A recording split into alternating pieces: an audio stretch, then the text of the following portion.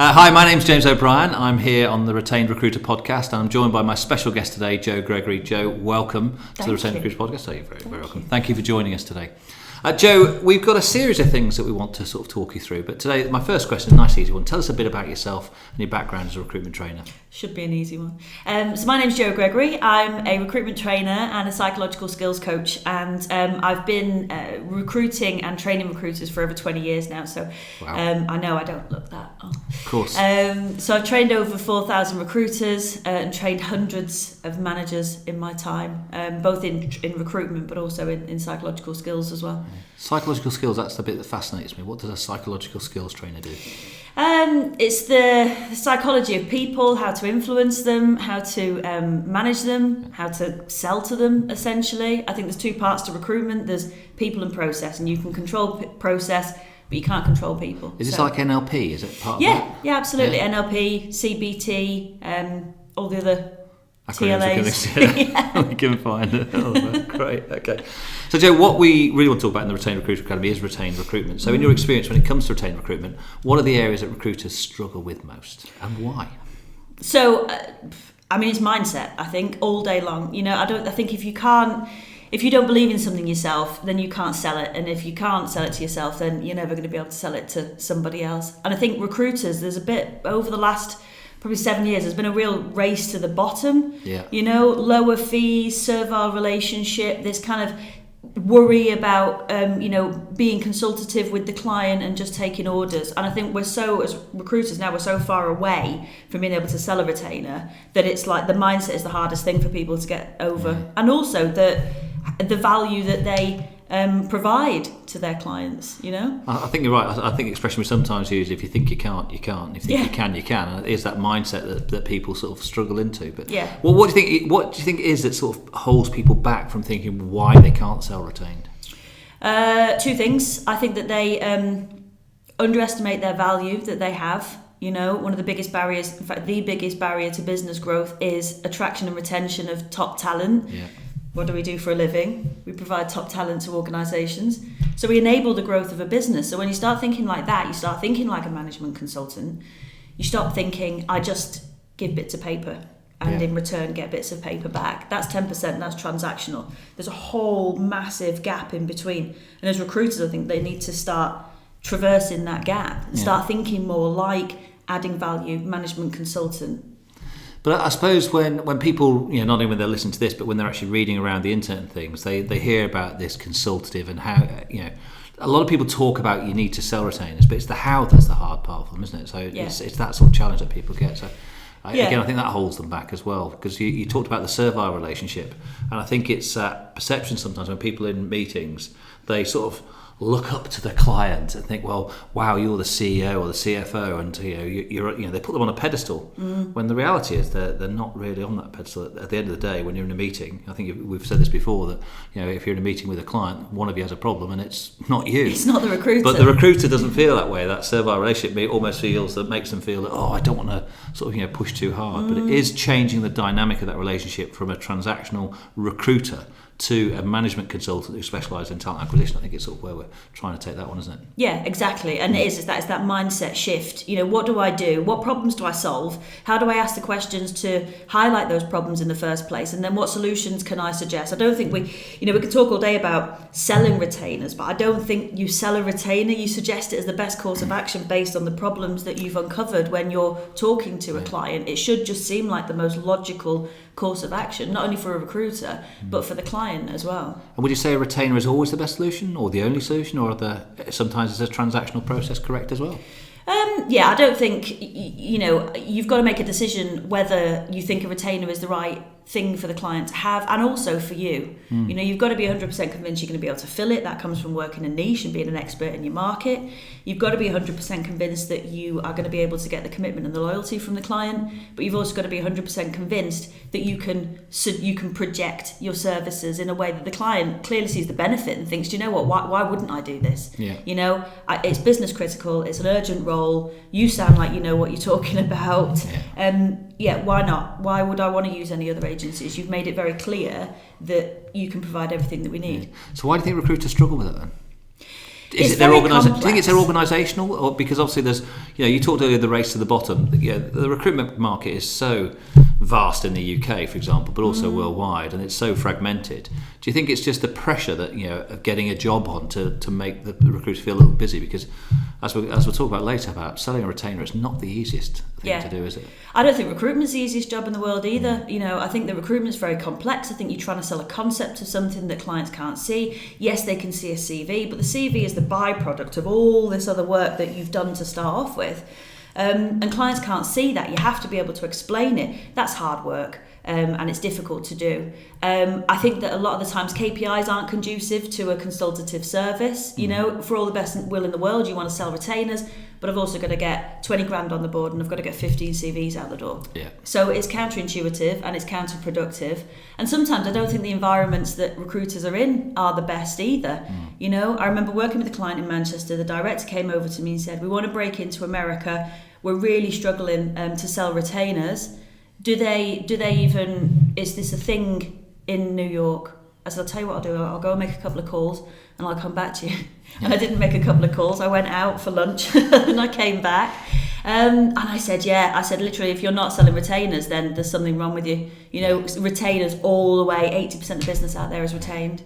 3 weeks later, they came back to me and said, we've got 7 retainers on. Mindset. Literally. I said, I didn't make any calls to anybody. I hope they're not listening to this. I hope they are. Yeah. I won't say who it is. It's somewhere in the Greater Manchester area. But it was mindset. It was belief. The minute that they thought that it was possible to do it and that everybody else was doing it, then it became mindset. But that director's belief changed. Then he went back to the team and went, guess what, team? This is going to be easy. It's going to be like shelling peas. Let's get out there. Let's sell it. So, I think if you're a recruitment director, you've got to be very careful what you're telling your guys. Yes, it's a difficult job, but it's not impossible. And we live in that piece in between, I think. Yeah. I think that's fascinating in terms of, because it comes from the top down, in terms of that dissemination of how we actually sort of project it across the team. Yeah. Because that's what people, within a recruitment team, people are looking for the leadership to say it's there. And like I say, it's easy for a leader to say, oh, you know what, let's just get back to doing what we're doing. Yeah. Because the path of least resistance says that's where we'll go. I think strategy is really important. Retained recruitment has to be a strategy in your business, whether it's 100% or whether it only makes up 20% of the business that you want to bring in. It doesn't really matter, that's up to you, but there has to be a strategy, there has to be a thought process, and then there's got to be a methodology, and then there's got to be training, because you need to upskill your people on how to sell a retainer, and then there's got to be implementation at the desk, so it turns into a habit, so it habitualizes something. Once something's habitualized, it just becomes normal. And so you're taking something that's very strange and unknown to people and putting them on this journey so that actually it becomes the most normal thing on the planet to sell a retainer. Yeah. I think one of the other things is, for me as well is, and you touched on it earlier when you spoke about the client's perception of what a recruiter does. Because sometimes you've got to put yourself in the seat of the employer to sort of see what do they think we provide. Now, I was fortunate. I came out of a role in a recruitment organisation, and I was speaking to my brother-in-law who was looking to recruit people, and his reaction was, James, you're a recruiter. Can you help me recruit some people? Now, I wasn't looking for work, so it wasn't quite what I was going to do. But actually, I was more interested in, well, why are you looking to change? And his answer to me was, well, and there's some obvious answer. He said, well, I pay 15%. I'm thinking, there you go, that's one reason, Gavin. I pay 15%. He said, but I just don't think they do anything. He said, because one of the things he always asks the candidates when they turn up for interview, he said, what's your experience with the recruiter?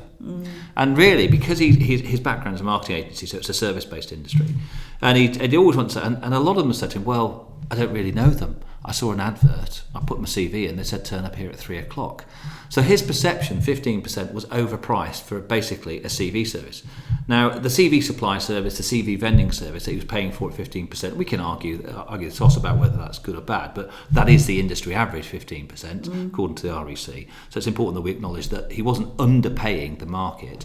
But from his perception, the recruiter wasn't doing a very good job. Now, you flip that over and you go to talk to the recruiter and say, tell me about how you got that CV. And they'll talk about the days, weeks, months and years of what they did. But the client never gets to see that, the client being the employer. And from that side, it's about that selling that intangible. So if we don't put ourselves in that, we've got to explain to them. So that it comes back to this point about selling. And a lot of people don't like it when I say this. But a lot of recruiters who are KPI driven, they're not really selling. They're selling it to a fashion, but they're not consultative selling. They're not actually going through the process with the client. And I think that's why they struggle. I don't think they understand the value of the relationship between them as a consultant rather than being a recruiter. Because when I first got my first job in recruitment, I had a business card that said recruitment consultant. I remember, I'm a consultant. Now I wasn't really. I was just an off the street guy, just trying to make a few pounds. But over the years, and I'm as sort of responsible as this for anyone in my own way, is we've refrained from using that word consultant, which is called recruiters. And recruiters don't sell. They just essentially take orders. They don't evaluate with the client. They don't ask the difficult questions. Some people do, of course. I'm not trying to tie a whole in through the same brush. But I think when we look at them and say, if you're not selling, then what are you doing? You're just going along, taking the order, running away and trying to fill mandates of trying to sort of fit specifications in. Or doing admin. Yeah. I think we used to be 100% recruitment consultants, and then we got all this admin to do. And slowly, you've got two hats, I think, the recruiter hat and the admin hat. And then looking for CVs, phoning candidates. Recruiters don't see that as a recruiter job anymore. They see it as an admin task. Yeah. Everything becomes an admin task. Doing BD, sending mailers, that's an admin task. Where are you doing admin and where are you truly fee earning? What's the consultative part of your job? I think that's got confused. I mean, is data to blame? You give people CRMs and bolt-ons and apps and all this other stuff, and actually you're confusing people. What you need is something that cuts right through all of that noise, goes, this is what you offer, this is who you offer it to, and this is how much you charge. Yeah. And standard fees for a standard level of service. People say, it's really difficult to sell a retained service to a client because they're paying 15%. Yeah, but what are they getting for that 15%? Yeah. Average service at an average fee. Well, all right, I see your average fee and your average service over there, all of the recruiters. I'm going to set my stall out up here instead. I think COVID has given us a real opportunity to do one or two things. You either reduce your fees or you up your game. Yeah. And there's never a better time, I think, to set your stall out than when you've been through a pandemic, because you've got nothing to lose, really. I think when you create that clear space between you and the crowd, then people are going to say, well, if you're charging that much more, what do I get? And I think that can sort of help differentiate it. And I think, when you sort of swim in the crowd, you just end up having to run really fast, which is that race to the bottom that we're talking about, and people reducing their fees. But sometimes retainers aren't necessarily always about increasing the fees. They're actually about securitization of those fees, because I think we see with a lot of people is, actually I don't mind. I'm happy working, because there are firms at the moment working 18, 20%. So they're quite happy with the fees, but actually it's the insecurity of not knowing whether they're going to actually get to the end. And so it's turning a good relationship into a secure relationship on a retained basis. And again, we speak to lots of clients, so I'm sure you do as well, Jo, and they sort of say, I've got exclusive retained. And when my first selling course in recruitment was rule number one, all clients tell lies. It's an exclusive vacancy. Oh, great. And then you find you haven't placed it. Well, why didn't you place it? Well, we found somebody else from another agency. But you told me it's exclusive. Oh, did I? I forgot that one. Yeah, so, I think all clients want their vacancies filled, provided that they are fillable vacancies. The thing about retainers is it's got to benefit whoever it is that you're trying to sell it to. Firstly, yourself. So why would a retainer benefit us? Well, actually, I can't think of many other industries where we go out in search of a service and then we say to them, we're not going to pay you until the end. So I need my end of year tax doing. So I'm going to get 5 accountants and I'm going to give them all my receipts. And the first one to bring it back to me with my tax return done gets the money. Yeah. That would sound incredible. You'd be laughed out of the building if you said that to an accountant. And that's not because they're chartered or because it's more professional. It's because that's the way things are. We've accepted contingent recruitment to a certain degree, and I think we need to disrupt that a bit and say, do you know what, actually that's not the way that we work. I'm 100% convinced that I can fill this for you. Let me tell you how I'm going to do that, and let me tell you why I'm better than the other agencies that you've just told me what they do and how they do it. So I'm 100% convinced that I can fill it. On that basis, Mr. Client, based on what I've said, how convinced are you that I could fill it? Yeah. Okay, so I'm going to do all this for you. I'm going to take all this time and I'm going to do all this work. And in return, all I ask is that we can work on this vacancy on an exclusive basis and we take a deposit up front. The beauty of that to you is that you then have a flexible payment term moving down the line. How does that sound? Yeah. the word retainer has a connotation attached to it, like it's this thing that we can't sell, we can't work with. Whereas actually, it's just a lockdown, fillable, exclusive vacancy with a deposit of some money up front, and then it's flexible payment terms. Yeah. Nice script that was, Jo. You should put that into a training course. Do you think? Yeah, that'd be a good idea. The training course in this somewhere. Good. Okay. Well, let's move on a little bit. Do you like that little pause? Jo, so my next question for you, Jo, is because a lot of time people look at it and think, I'm not sure it's right for me, but is working retained, is it attainable or achievable for every recruitment business? I think it depends what industry sector you're in. Possibly, maybe not. I think if it's something that the business thinks is going to add to its bottom line, then they should definitely look at it. I don't think it's something that a business has to take that leap and decide to move all of their business to 100% retained. You could maybe phase that in over a period of time, or have certain divisions that do it. It definitely lends itself to sort of singular perm vacancies, high average transaction value. But then also I've worked with businesses where we've trained them to take on multiple retained assignments at once. I think, businesses should really think about it very seriously if it's something that they want to do. Is it going to add to the bottom line? Or actually, could they maybe just look at extending out into getting more exclusive or higher fees, or something like that? Yeah, I think one of the myths I've seen sort of over the last 10 years, which has been busted, is the fact that retained is executive search, and those two words they're not the same meaning. But a lot of people think retainers, it's only for the serious and significant roles.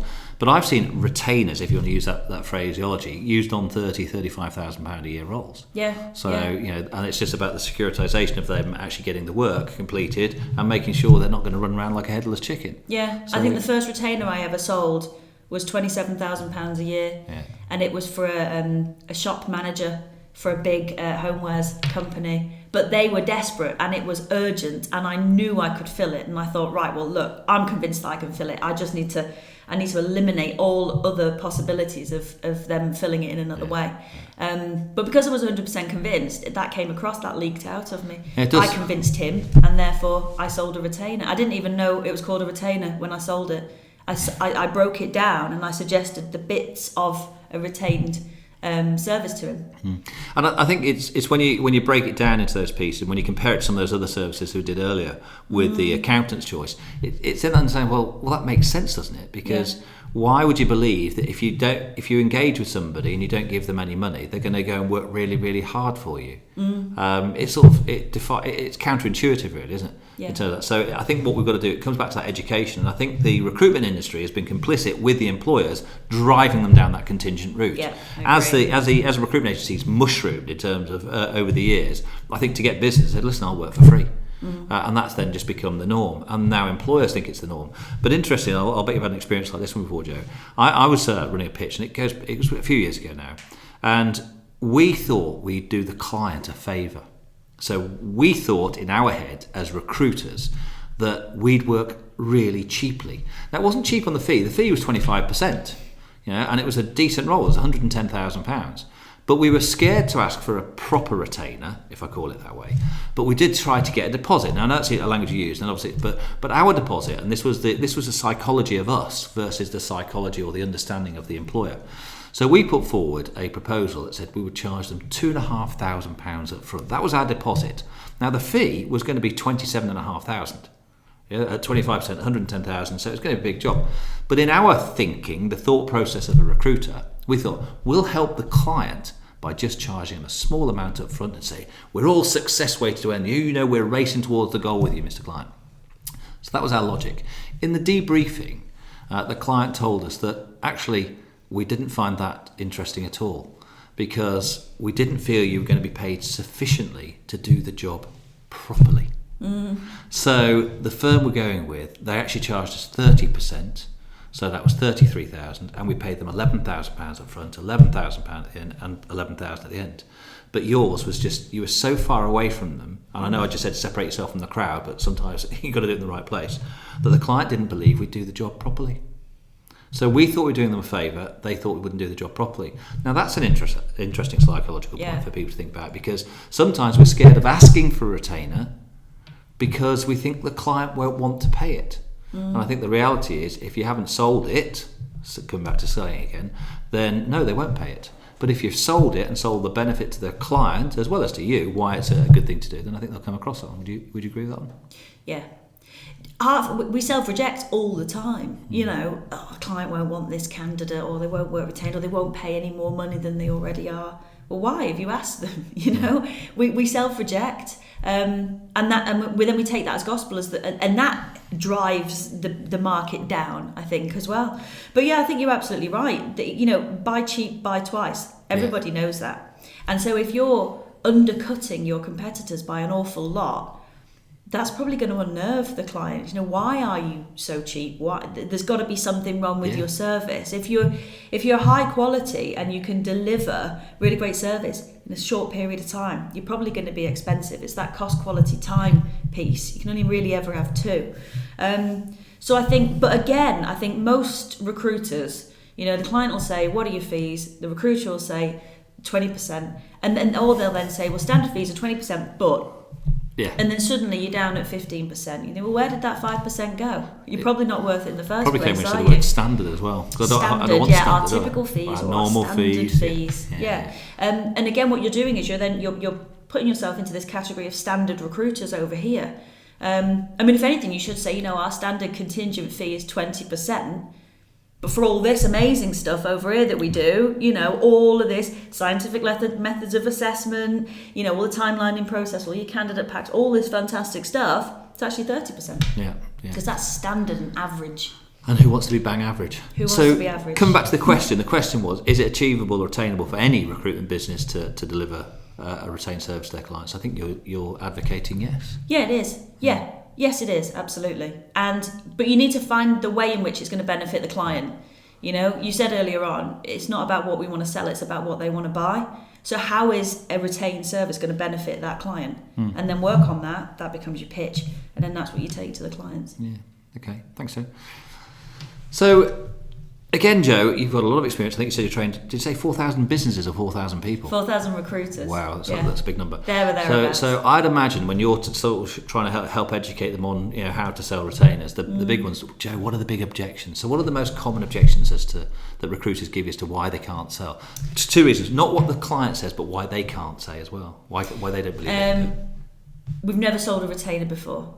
That's probably the biggest one. Yeah. You know, well, we don't sell retainers. We don't do retainers here. Yeah.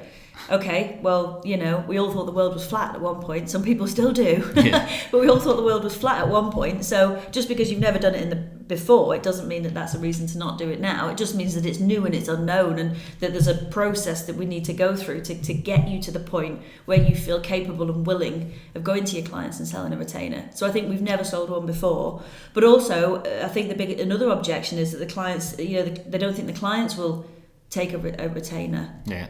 And actually, that's because they don't know what a retainer consists of. Yeah. They don't know what all the great things are that you put into. But that's self-belief, isn't it? Self-fulfilling prophecy. You know, my clients won't buy it. You're right, they won't. Yeah, but actually they're projecting when they say our clients won't go for a retainer.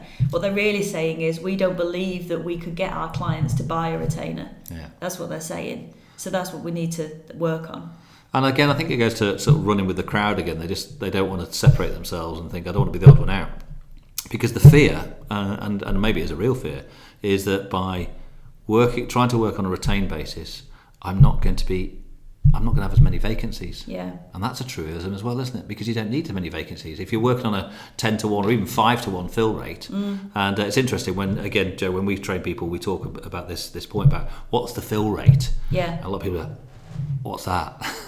But what we mean by fill rate is how many vacancies do you have on live to actually how many placements you do in a month. So say, how many vacancies do you work on last month and how many did you invoice? And I remember when I actually asked my team this, and this was back in 2011 or 12. And now I had the stats at my fingertips because, like a lot of good recruitment business, you have a CRM, and one of the things is it generates your analytics.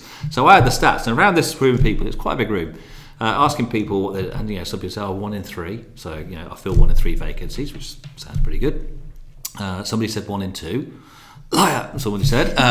But yeah, and then somebody bravely said, I think mine's 1 in 5, James, or 1 in 6. I said, okay, guys, that's interesting because across the universe, our universe, it's 1 in 10.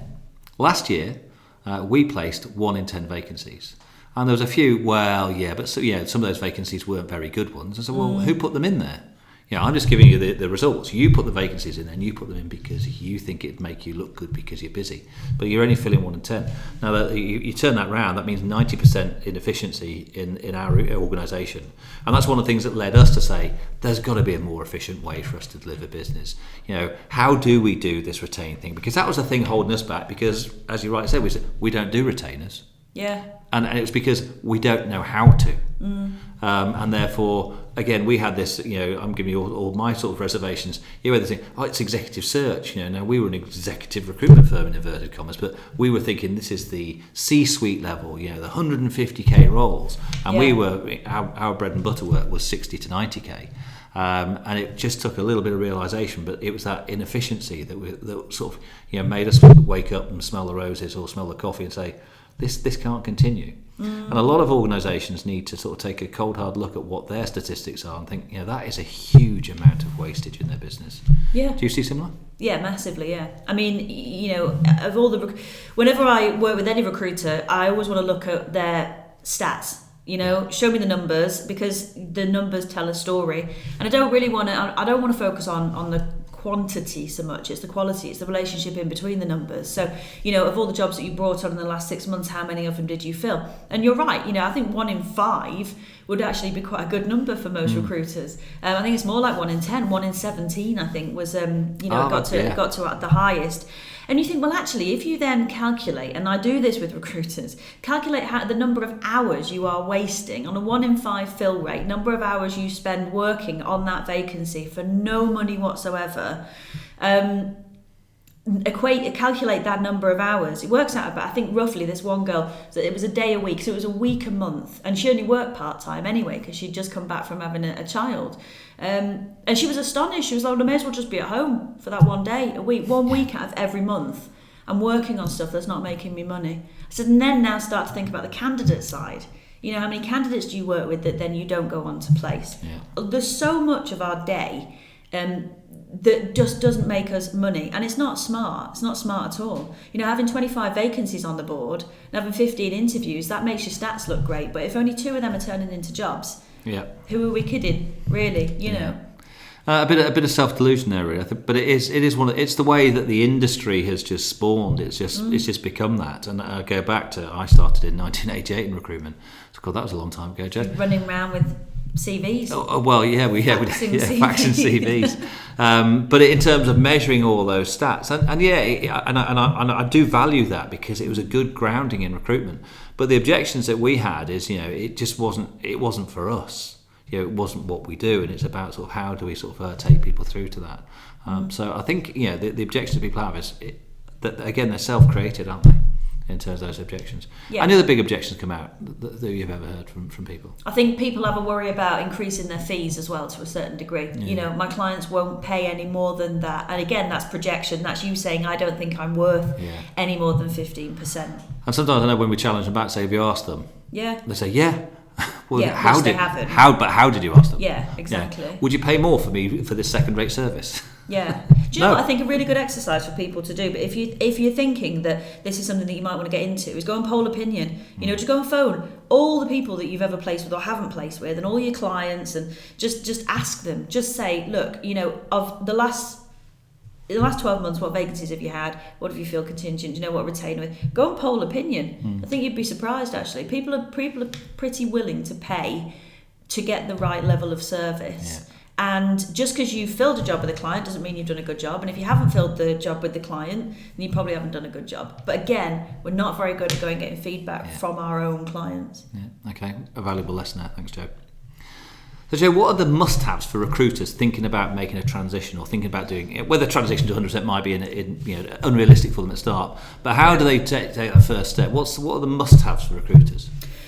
First one is mindset. So you need to be able to sell retain to yourself. Like, if you think it sounds like the best idea in the world, then you're going to have that conviction when you talk to your clients about it, and that energy and that enthusiasm and that passion. So you've got to sort your mindset out. That comes from belief. That comes from, I think, an exercise of write a list of everything you do in contingent.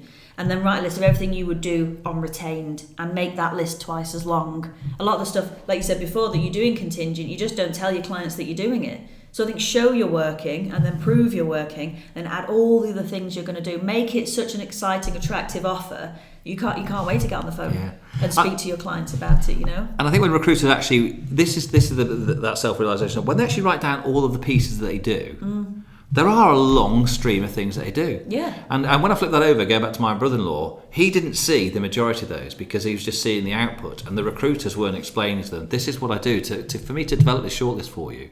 That's what I do. And I think when you start looking at all the pieces of the jigsaw, you think, wow, I do all that for free. Yeah, or for 15%. That I need to be charging more. Absolutely. Yeah. So it's a brilliant exercise. So I think try that exercise. First step is about mindset. I think the second step is then about method. Okay, so how am I going to approach my clients with this? So who am I going to approach?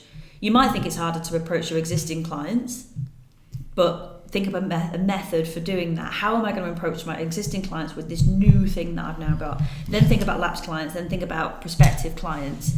So think about the methods that you're going to use to approach them and to demonstrate what you do, and then to ultimately win their business. And then I think the third thing is marketing. It's marketing collateral. What we're selling is intangible. You can't see it. It's a concept. So you need some sort of system or some sort of marketing collateral so you can show your clients what it is you do and why it's so awesome. I mean, if I'd have had that, I was always scratching around creating my own fancy pants packs for clients and candidates and things, and I always thought, God, I wish someone would invent a system that does all of that for me so I can show them this machine and the clients go, oh wow, that's amazing. Well, that's interesting. I think what you said there in terms of the must-haves for recruiters to transition are what I'm now going to call the 3 M's. The 3 M's, Just made it up. Mindset, methodology, and marketing. Yeah. So 3 important pieces. So again, people could take that away and think about how they're going to sort of develop that. Now, Jo, moving on, we have developed with you something called the Retained Recruiter Academy, and you've taken on the role as Academy Director, so congratulations and well done on that. Thank you. Why don't you tell us a bit more about the Retained Recruiter Academy? Yes, so struggling with this concept of how do I sell this, how do I get the belief system in place to be able to actually turn up to a client and demonstrate what retained recruitment looks like and how it can benefit them. I think it's really difficult. It's very conceptual, and a lot of recruiters struggle with it. So the Retained Recruiter Academy is an online training platform which has been designed by distilling all of the knowledge that iIntro have on how to sell retainers, how to pitch it, how to win meetings, how to close for retainers, and then how to see the retainers through. And we've just brought it into the 21st century, basically. We've put it all online, so it's accessible anywhere. By anybody, as long as they're an iIntro client. And it's bite-sized videos, it's downloadable content, it's example role plays, example calls, example client meetings, example demonstrations, downloadable templates that you can then go and use back at the desk. So it's the theory, but also the practical application of how you bring retained business onto your desk, essentially. Yeah. And is all the training, is it all sort of self-learning? The vast majority is. Everybody learns at a different pace and learns in a different way. So we've used a variety of different content, as I said before. So we've got videos, downloadable content, we've got role plays so people can watch what's happening and then go and do their own version of it. But there's also assignments for people to complete. So actually I can watch something, read something, and then go and do it myself. Yeah. Practical application is the most important thing. And it's accessible anytime. So if you want to do it in work hours or sat at home with your feet up, then you can do it there as well. But then on top of that, we've then got a series of webinars that we run, live webinars, once a week, every week, and then once a fortnight, which really drill down into the critical elements of the Retained Recruiter Academy, which is roadmap, which spells roadmap. And so anybody can join these webinars. They're masterclasses run by different experts within iIntro. So there's two things really. We've still got the live, and then we've got this on demand. So you've got that blended learning process where people can feel like they're talking to somebody rather than just watching a screen all day. Yeah, absolutely, absolutely. It's not just the theory, is it? You can't. It's like trying to learn to drive a car while sat in a room with someone explaining. You need to be able to see other people doing it. You need to be able to download templates and tools as well, so you can actually apply it back at the desk. Yeah, great. So in terms of what's your role then as the Academy Director, what does that entail? All sorts. So, as Academy Director, one of my roles is to run the live webinars, run all the live webinars and the live training, run the boot camps. So a boot camp is the 2-hour live sessions where we go through how to sell retained recruiters. It's also maintaining the material on the system, making sure it's relevant and it's fresh and it's up to date, which we get this feedback every day from people that are using it to make sure that every single thing in there is what we know is working on people's desks right now. I suppose one of the criticisms of training that we sometimes hear, and I'm sure you've heard this as well, is training's one thing, but it's the know-how and the show-how. Is this just a theoretical thing, or how do we sort of get it across to people that can actually put this into practice?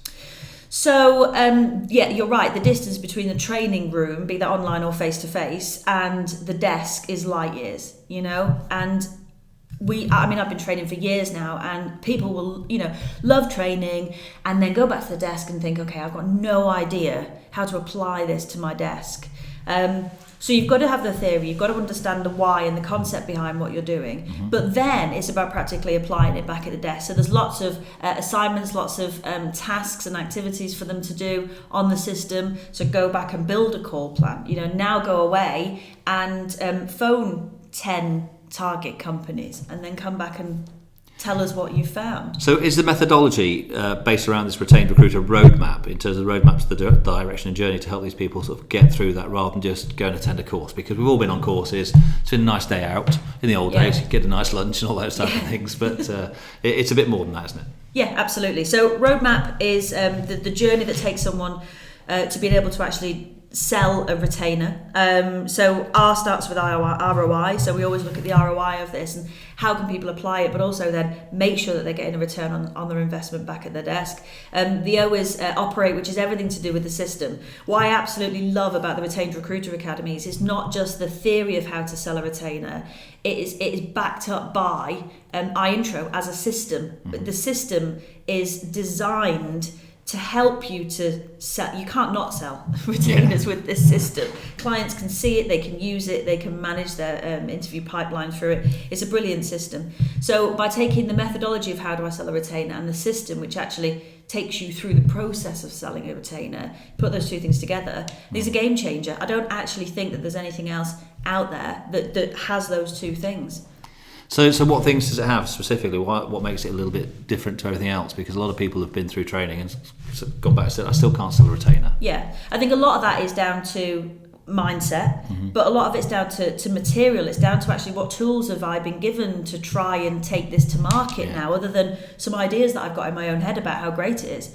But that's just noise. So what tools have I got to separate myself from those 15% agencies out there? So certain things like scientific levels of assessment of candidates, 55%. If you've got feeling interviewing as a client, your recruitment's 55% ineffective at best. So how do we make it more objective? How do we make sure that we're really drilling down into job descriptions to make sure that you're bringing on, you're trying to bring on the right person in the first place? So we use a psychometric profiling tool called McQuaig.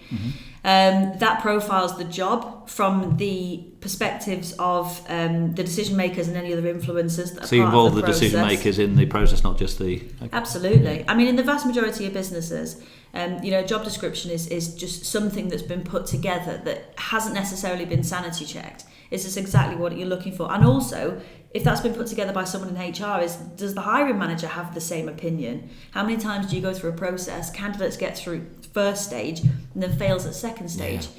So psychometric evaluation of the job profile and then the candidates helps to get all of that information up front. So actually, when I put 3 candidates forward to you, Mrs. Client, you're going to interview 2 of them. You'll probably want to take both of them on because they are exactly what you said you were looking for. All 3 of you, the 2 hiring managers and an HR manager, for example. So automatically you're going to your client saying, look, I'm not just going to take a piece of paper off you. We're going to properly profile exactly what the business is looking for, what the business needs. And then we're going to, when we match the candidates to you, we're going to there's video interviewing, there's candidate profiles, there's a snapshot of the video on the system, there's a candidate pack which we give to the candidates, and then the candidates will do a psychometric test as well. So there's all these things up front already, which actually when you use the system, you can show that to your clients. And part of our training training is to show people how to do demonstrations. So when you go to a client, you're not just saying, oh, we can do all this great stuff. You're actually saying, here is the system, here's what the psychometrics look like, here's what your brand will look like on the system, and this is how we're going to track this process through. So you're helping the employer visualise this intangible process of recruitment. You've actually helped sort of productise it in some ways. Yeah, exactly. All those things that we do, the 35 elements that come to putting the right person in the job and the person who stays. There's a lot of science behind that. So you have to, the system shows them that. It outlines all the various stages and all the hard work that we're doing as recruiters. Good. So what else about, so operate, you got to there on the roadmap? Operate, yeah. Then you've got A. So A is all about attracting and engaging candidates. So really making sure that you're getting the right candidates, but also that the candidates that you've got are engaged in this process and can see the benefit of, doing these video interviews, taking a psychometric test. Because actually, this is someone's career decision at the end of the day. They don't want to make a bad decision as much as the business don't. So, how do we benefit the candidates? How do we engage the candidates? That's all in A. So lots of training about that. And then D is develop. So that's about developing retained relationships with clients, be those existing, lapsed, or prospective clients. So we take people through everything you'd need to identify a target client list, approach those target clients, close for client meetings, run client meetings, present iIntro, present the bad hire calculator as well, so you can actually prove to clients that, if they have had, over the last 18 months, they've had a 30% attrition. Why is that, and why has that cost them so much money? I mean, that's a great statistic. I think I've seen a bigger one though. It's admittedly in the US, but it's by a piece of research done by something called Leadership IQ. It showed 46% of people fail within the first 18 months. That's astounding. It is, and a lot of people think, ours isn't that bad. But then you say, actually, well, get down into the number and actually find out what the real, get into the weeds and find out what the situation is, and then show clients. And again, it comes back to that consultative process where you're showing them, the cost of what they do. Because I know the three things you're sort of trying to help them do is, make sure they don't keep on wasting time, either interviewing or hiring the wrong people, improving that retention rate that you talked about there, and obviously helping them save, or reduce their overall cost to hire, I suppose. Yeah, absolutely. I mean, if I think one of the biggest the things that would have appealed to me, so I worked in internal recruitment for a while and really got to see... We forgive you. Sorry? We forgive you. Yeah, exactly. You see how I sort of looked a bit... But actually, it was eye-opening because I saw the other side of the fence. Yeah. And if someone had come to me with a proposition that wasn't just transactional, I'd have absolutely loved it.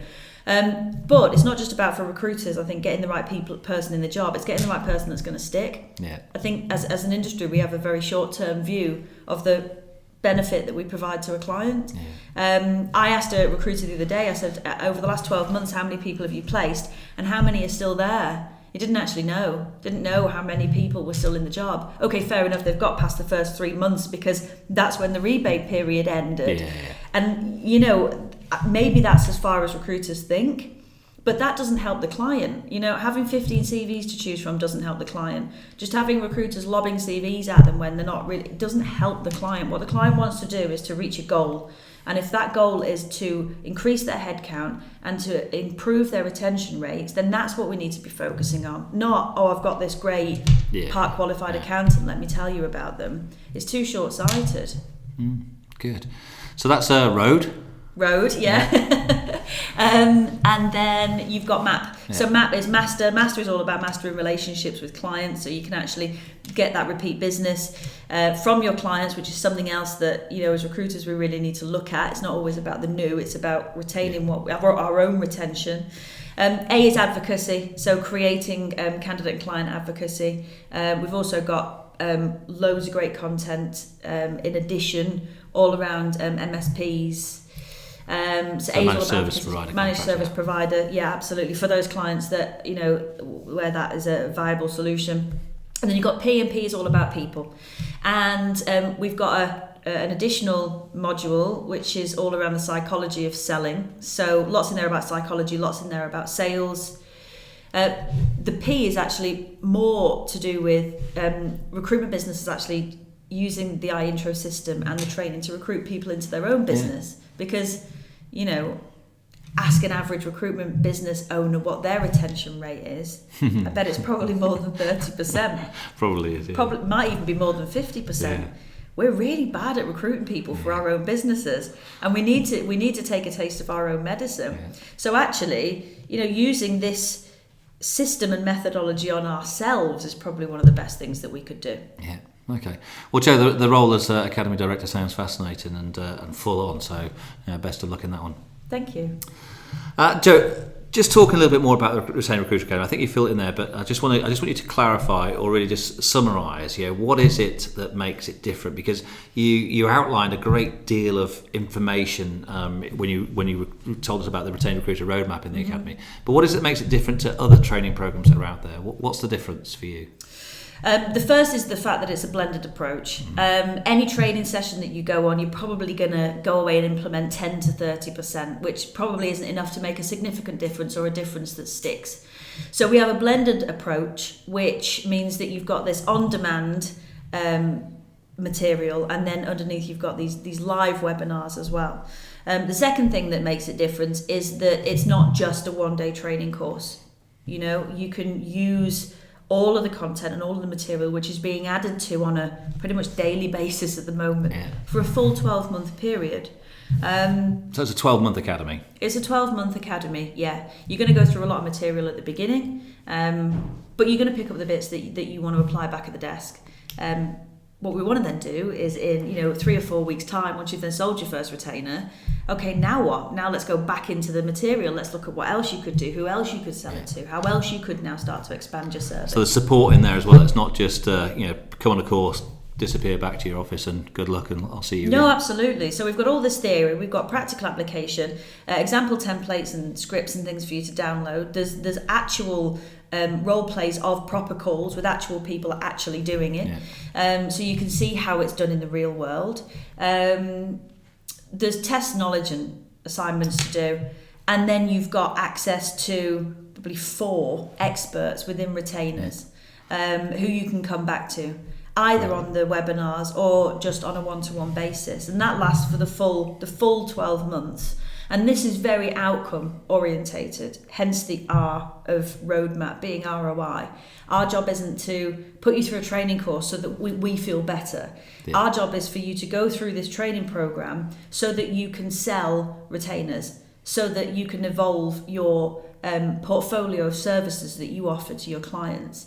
And if you don't come away from this and you don't sell a retainer, then we've failed.